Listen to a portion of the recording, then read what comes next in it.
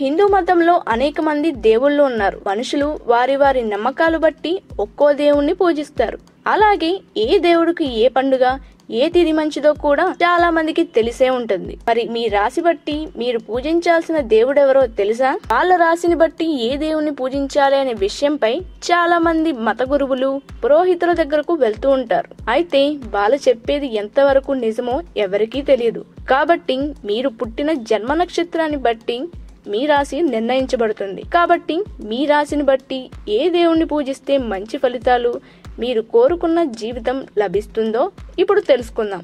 కన్యా రాశి, మిథున రాశిలో పుట్టిన వాళ్ళు. కన్య లేదా మిథున రాశి వాళ్లకు పాలించే నక్షత్రం మెర్క్యూరీ. మీరు పూజించాల్సిన దైవం శ్రీమన్నారాయణుడు. అంటే మీరు ఎలాంటి కోరికనైనా పూజనైనా శ్రీ మహావిష్ణువుకి సమర్పించడం వల్ల మంచి ఫలితాలు పొందుతారు. అంటే కలియుగ ప్రత్యక్ష దైవమైన శ్రీ వెంకటేశ్వర స్వామిని పూజిస్తే మంచిది.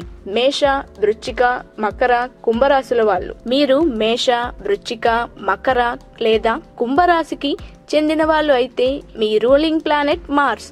కాబట్టి ఈ 4 రాశుల వాళ్ళు శివారాధన చేస్తే మంచిది. మీ మొక్కుబడులన్నీ శివుడికి సమర్పించడం వల్ల మీకు అంతా మంచే జరుగుతుంది. సింహరాశి. సింహరాశిలో జన్మించిన వాళ్ళు రూలింగ్ ప్లానెట్ సూర్యుడు. మీ మొర అరకంచే దైవం మహాశివుడు. ఎలాంటి కోరికనైనా మనస్ఫూర్తిగా ఆ శివుడి మంత్రం జపిస్తూ వేడుకుంటే మీ కోరికలు నెరవేరుతాయి. కర్కాటక రాశి. కర్కాటక రాశి వాళ్ళు రూలింగ్ ప్లానెట్ చంద్రుడు. కర్కాటక రాశి వాళ్ళు గౌరీదేవి లేదా పార్వతీదేవిని పూజించాలి. ఈ రాశుల్లో జన్మించిన వాళ్ళంతా గౌరీదేవిని ప్రసన్నం చేసుకోవాలి. తుల, వృషభ రాశి. మీరు పుట్టిన నక్షత్రం బట్టి తుల లేదా వృషభ రాశి వాళ్ళు రూలింగ్ ప్లానెట్ వీనస్. ఈ రాశుల వాళ్ళు శ్రీ మహాలక్ష్మిని పూజిస్తే మంచి ఫలితం ఉంటుంది. అంటే ఈ రాశి వాళ్ళు పూజించాల్సిన దైవం శ్రీ మహాలక్ష్మి.